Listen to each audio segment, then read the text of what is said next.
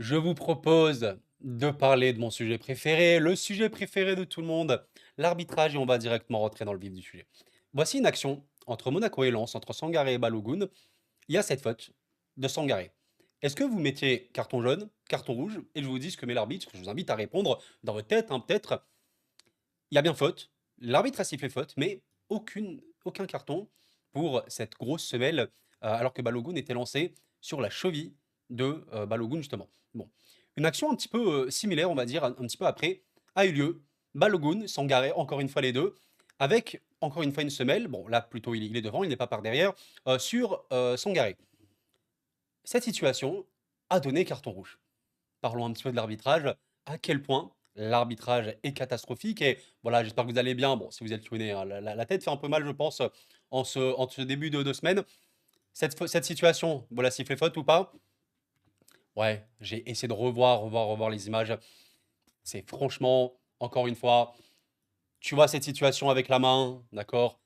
Tu as les doigts de Zabarni voilà, on les voit se redressent. Alors, est-ce qu'ils se redressent parce que le ballon touche ou quoi? Maintenant, cette situation, elle doit être sifflée penalty, les gars. À un moment, je suis désolé. Bon, j'ai vu globalement pas mal de Parisiens, si c'était la plupart, la très large majorité était d'accord là-dessus. Genre, j'en ai parlé moi-même à des proches après. L'arbitrage est un problème. Et les gars, j'aimerais dans cette vidéo vous partager certaines idées que j'ai vis-à-vis de cet arbitrage. Je fais vraiment cette vidéo pour ça. Et aussi, j'allais dire démystifier quelque chose.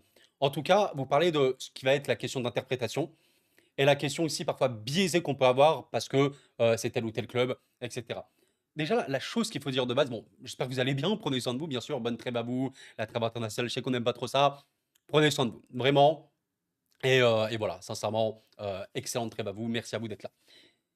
L'arbitrage, il est soumis à l'interprétation.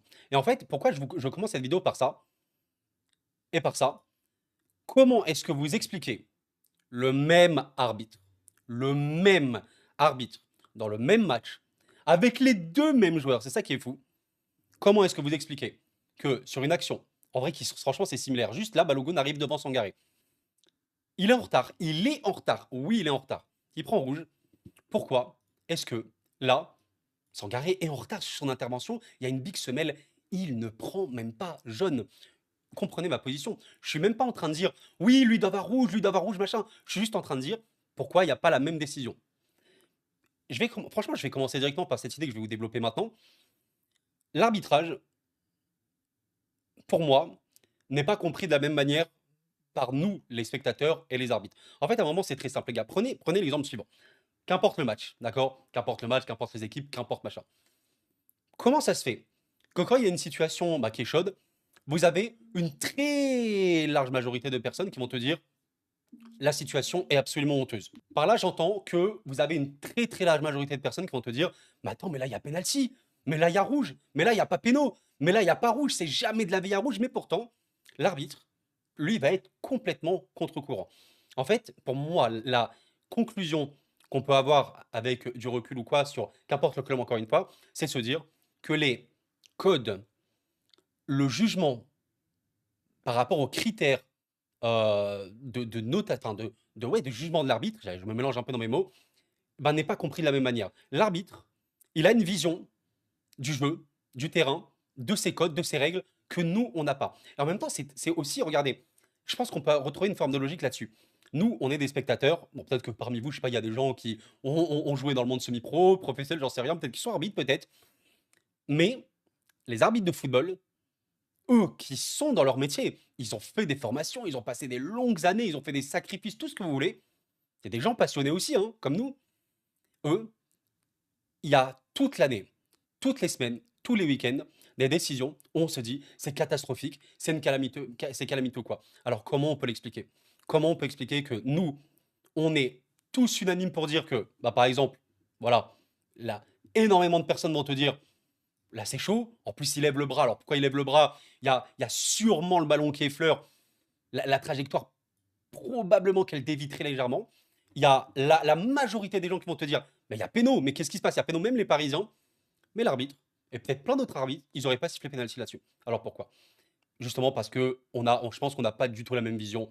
Eux, ils ont des codes, je pense qu'ils ont des règles qu'ils essaient plus ou moins d'appliquer, mais l'incohérence arbitrale, C'est ce qui plombe le plus notre sport. Et voilà, j'ai vu énormément de commentaires sur plein de situations depuis que je suis sur YouTube. Vraiment, même, regardez, quand je vous prends cette situation dans le même match entre Lens et, euh, et Monaco, encore une fois, avec Balogun et Sangaré, s'il vous plaît, les deux, ils se sont affrontés 3 fois.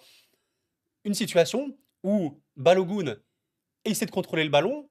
Il y a clairement un pied ici de Sangaré, mais si tu remarques bien, et j'ai revu l'action, Balogun, il est quand même en train d'anticiper sa chute parce que son contrôle est un peu compliqué.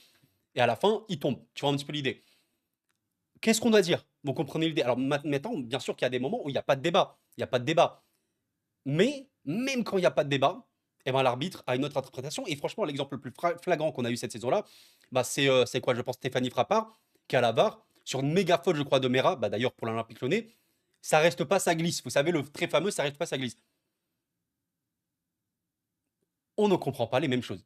Ils ont des règles, ils ont des critères, et eux, selon l'article, je sais pas quoi, bon, c'est haut, mais ça reste pas, ça glisse. Donc, c'est pas faute selon le code arbitral.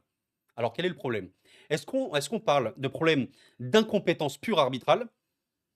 Pour moi, il y a d'incohérence nette, claire, précise. Ou est-ce qu'on parle de problème au niveau des règles et du traitement des règles? Rien que vis-à-vis des règles des mains, rien que vis-à-vis des règles des mains, cette règle des mains, elle est complètement fumée. Il y a toujours des mains, oui, on comprend pas machin. Mais c'est comme, regardez là, la Ligue des Champions, je pense que vous avez tous vu le match entre la situation, peut-être pas le match, mais la situation entre Marseille et l'Atalanta. Il y a littéralement une main, il y a un contrôle de la main d'Ederson dans la surface. Il y a pas pénalty pour l'arbitre. Et pourtant, tout le monde va te dire, mais attends, mais c'est une honte, c'est un scandale, c'est un vol, machin, tout ce que tu veux, machin. Il y a même des Parisiens, genre, j'en ai parlé avec eux, c'est un scandale, machin, etc. Et pourtant, l'arbitre, il n'y a rien. Ça prouve qu'on ne voit pas et on ne comprend pas les mêmes choses. C'est clair, c'est très très clair. J'essaie toujours de me mettre à la place des autres. Moi, là, imagine, je suis parisien, d'accord? Cette action, Zabarni, il a fait, c'est Mata ou Niakate. Imagine Niakate, il saute, il est comme ça et machin. Je parle aux Parisiens qui m'écoutent. On dirait quoi? Zéro ban, on dirait quoi? Vous comprenez? Maintenant, dans ce match-là, j'ai essayé de vous retrouver plein de situations hein, de ce OL PSG. Bon, évidemment, on parle d'arbitrage, je voulais l'analyse tactique du match, etc. Je vous invite à aller voir ma dernière vidéo. J'ai vu globalement que le match l'avait fait énormément polémique sur plein d'aspects. Alors, la fameuse faute de Vitinha, franchement, les gars, alors, j'espère que je vais pas être strike pour ça. Je vais vous montrer la vidéo limite. Je vous invite à revoir et à me donner votre interprétation en 0,25. Bon, vous voyez là, le pied de Vitinha, il est derrière, d'accord? Je vous invite, alors, est-ce que je peux. Voilà, on va commencer la vidéo ici. Vous me dites un petit peu ce que vous en pensez. Alors, je vais juste couper le son, tac, voilà. Bon, il y a un peu l'idée, il y a un contact, il y a clairement un contact. Le jeune Vitinha touche l'arrière de la jambe de Tesman, et comme je l'évoquais dans ma dernière vidéo, par rapport à Zabarni, où clairement, les gars, c'est incompréhensible ce qui se passe. C'est réellement choquant, c'est choquant, parce que le défenseur, il a littéralement la main au-dessus. C'est peut-être qu'on était au basket, peut-être que j'ai raté un épisode. Là, je me suis refait l'action plein de fois. Je vous la repasse hein, si vous voulez. En fait, regardez. Vous voyez là, ici. Pour moi, le contact se fait à ce moment-là.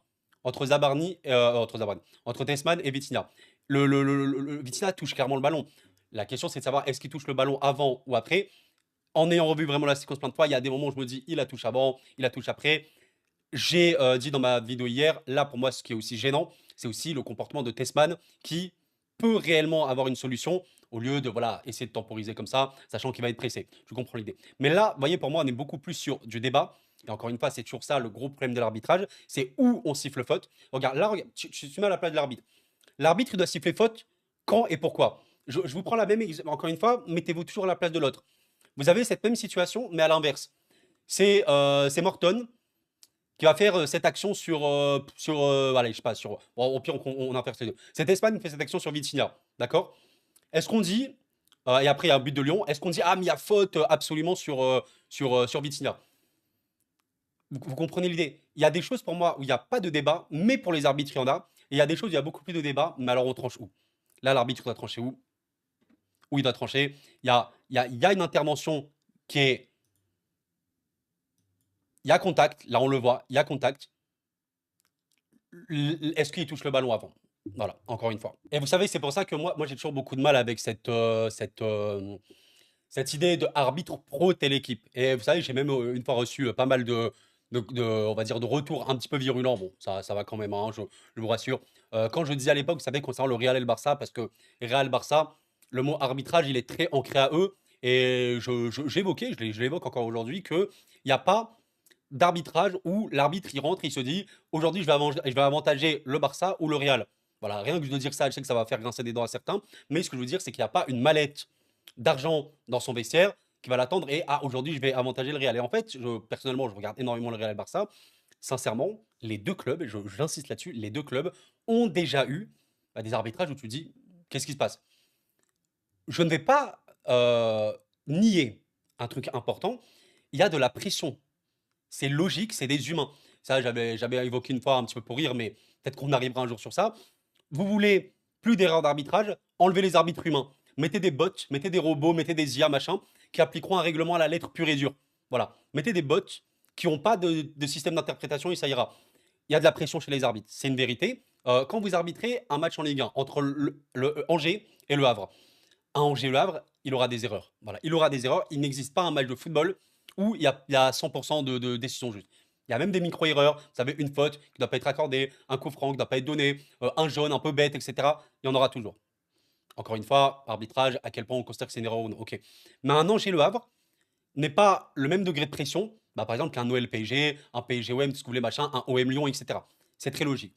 Dans ce sens, et je ne sais plus trop qui me dit ça, il y avait quelqu'un qui m'en avait parlé à une époque, quand le Real Madrid, par exemple, ou le Barça est arbitré, en Ligue 1, par exemple, quand le PSG est arbitré, ou quand, je ne sais pas, n'importe qui est arbitré, on va dire qui est gros, l'arbitre peut avoir tendance à changer sa manière d'arbitrer. Mais c'est pas de manière, je veux dire, encore une fois, il n'a pas une mallette d'argent qui l'attend dans le vestiaire.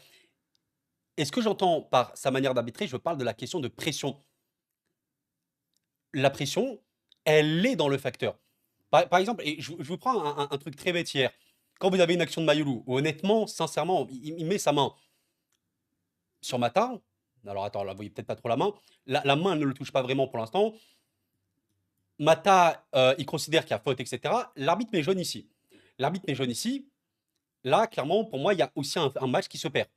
Comme sur l'action un petit peu d'avant, où je sais pas trop c'est qui intervient déjà sur Lee. Bah, je pense que c'est Mata, hein, je pense que c'est Mata, qui intervient sur Lee. Ok, il y a faute, mais encore une fois, le jaune, il me paraît vraiment, vraiment de manière un petit peu abusive. Donc, c'est un tout.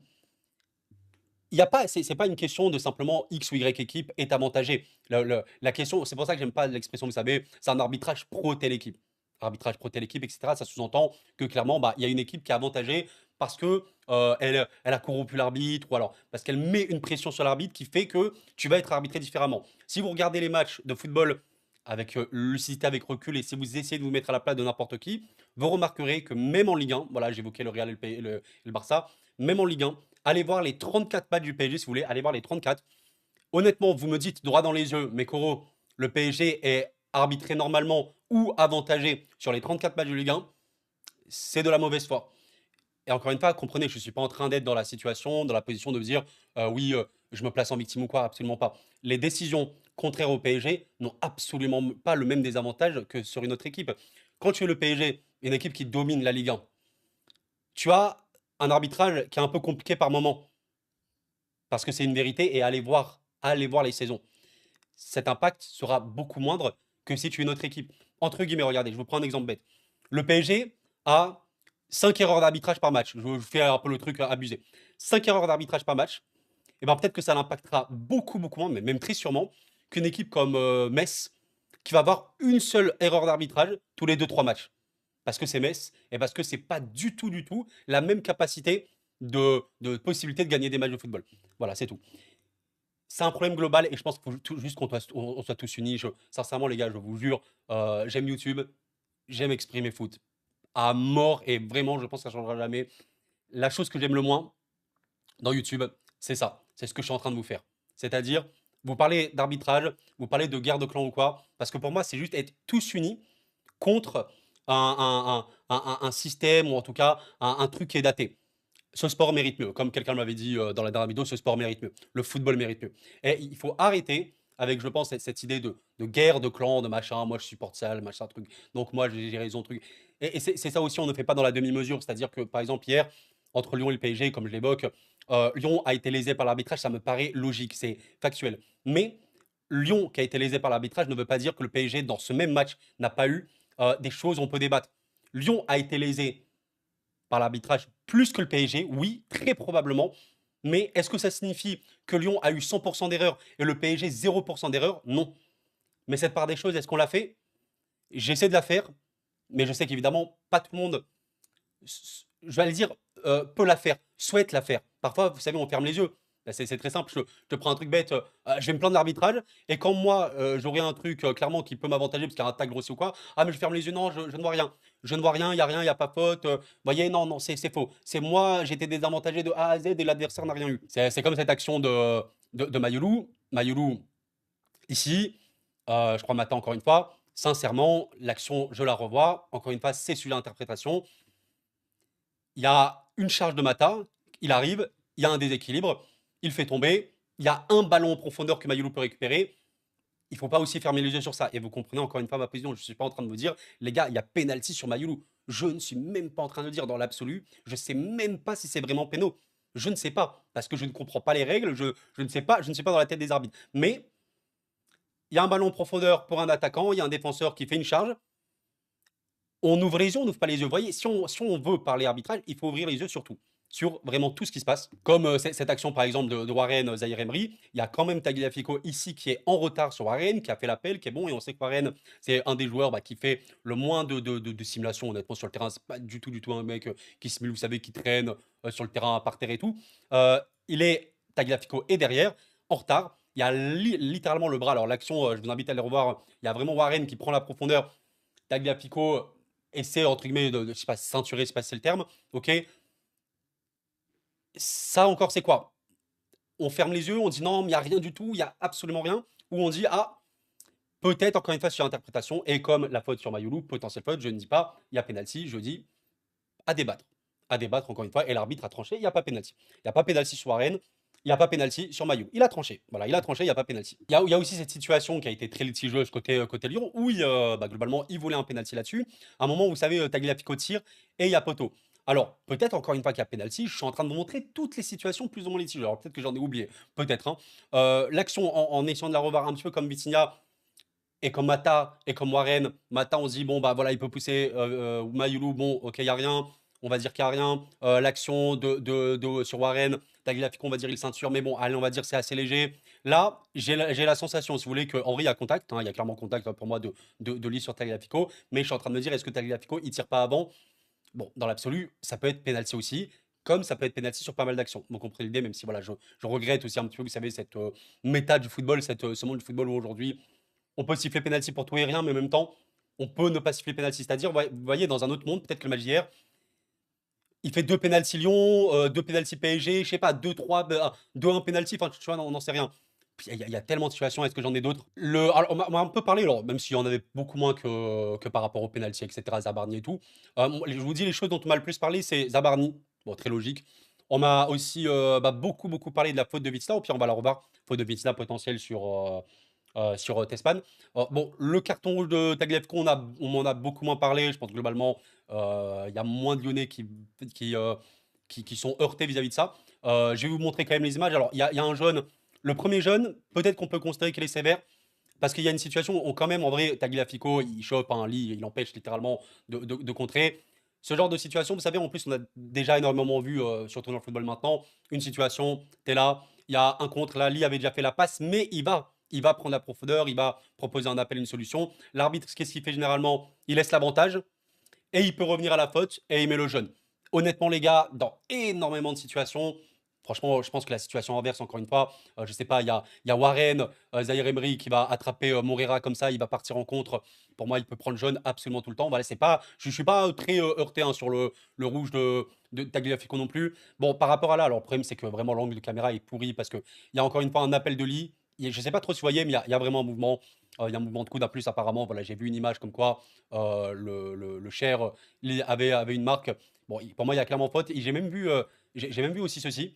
Alors, je sais pas trop si on peut bien le voir, mais il y avait une autre situation potentiellement litigieuse pour Tagliafico avec Lee, où en gros Lee il fait une passe, je pense.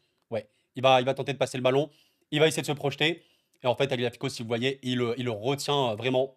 Bah, je sais pas trop si ça se voit, bon, ça se voit vraiment mal, hein. Les screens sont affreux, mais il l'empêche réellement de prendre la profondeur, et même là, l'arbitre, s'il le voit, bon, il peut donner jaune. À la fin, par rapport à tout ce qui s'est passé hier, bon, pour moi, le rouge, le double jaune de Tagliafico, c'est pas du tout le truc le plus choquant ni le plus logique ou quoi. Pour moi, le vrai truc le plus choquant, c'est ça. Ça, c'est tellement choquant et moi, je vous dis en direct, je vois ça, je suis ultra énervé sur Zabarni. Je me dis, mais qu'est-ce que tu fabriques? Ça n'a aucun sens parce que là, en plus, hein, il peut mettre penalty rouge. Alors, je connais pas la règle, mais il peut. Double peine, je sais pas. Franchement, c'est déjà arrivé. Alors, penalty rouge à ce moment-là du match, bon, bah, le match est totalement différent, c'est très clair. Et en fait, on pourrait limite s'arrêter là. J'aurais pu limite faire la vidéo comme ça. Les gars, peut-être qu'on se retrouve, quelques minutes de jeu. Zabarni prend, bon, je sais plus, peut-être qu'on était à la demi-heure de jeu, il prend rouge plus penalty, et voilà, on parle plus du tout du même match. Et après, toutes les autres situations n'existent pas. Voilà. Bon, est-ce que j'ai oublié un truc? Ouais, j'avais dit que j'allais vous remontrer l'action de Vitinha. Voilà. Encore une fois, là, Tessman, il a le ballon, et bam, voilà, ce moment-là, Vitinha le touche. Et le ballon, là, il part. Vous voyez qu'il part devant, il roule devant. Et pour moi, ouais, il y a le contact pile à ce moment-là. Enfin, encore une fois, peut-être qu'on se dit, regardez, peut-être qu'on se dit là, il a déjà le contact, mais pour moi, vraiment, le contact, il survient surtout là, surtout à ce moment-là. Donc pour moi, c'est quasiment en même temps, mais encore une fois, voilà. Les gars, au-delà de tout ça, je tenais à faire cette vidéo pour vous exprimer un petit peu cette sensation que j'ai vis-à-vis de l'arbitrage. Qu'importe le club, il y aura des problèmes d'arbitrage. Franchement, aller chercher dans le monde, mais même, je sais, le Real Madrid, bon, je suis pas du tout supporter du Real. Je sais que le Real, c'est le club où il y a 20 ans, il a étiquette à vie, arbitrage, pro-Real, corrompu, machin, etc. Mais franchement, les gars, et je regarde tous les matchs du Real sur une année, il y a des moments où tu halluciné. C'est le Real. Comme pour le Barça, tu as des moments où tu es halluciné. Je pense que sur la saison dernière, il y a peut-être plus de moments où tu dis pour le Barça, c'est chaud. Il y a vraiment un Barça qui a été lésé par l'arbitrage par moment. Mais ça ne signifie pas qu'il y a eu zéro truc pour le Real l'année dernière aussi. Il y a un truc global autour de l'arbitrage qui doit se faire.